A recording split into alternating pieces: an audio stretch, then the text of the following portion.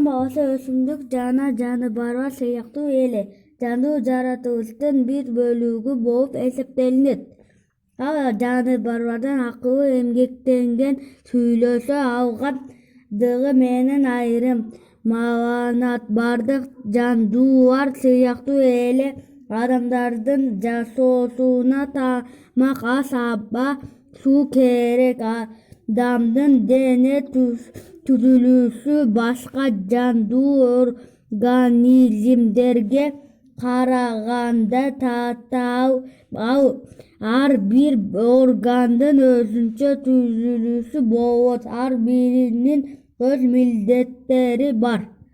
Анын жардамы менен биз дем алабыз. Өпкө дем алуу органы ашказан болот жана ичеги карын тамакты сиңирдүү затты айлантат. Бул заттар кан аркылуу бардык органдарга тарайт. Жүрөк кандын организмде айланышына жардам берет. Ал канды кан тамырлар аркылуу жүгүртүп, насостун милдетин аткарат. Өтө маанилүү ишти аткарат.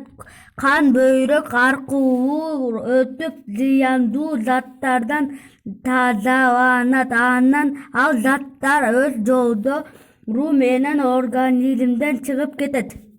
Бардык организмдин ишин мээ башкарат. Мээ бүт организмдин команда берүүчү пункту. Ал ар бир түрдүү сигналдарды, үндөрдү, жыттарды, сүрөттөрдү кабыл алат. Аларды тааныйт жана забатта бардык органдарга команда жиберет.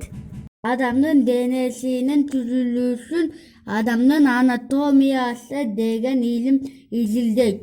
Бардык органдардын милдеттерин адамдын физиологиясы изилдейт.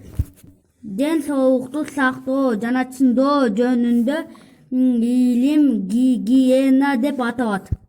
Ар бир адам өз организминин түзүлүшүн жана кандай иштешин билүүсү зарыл. Бул өзүнүн ден соолугун сактоо үчүн керек.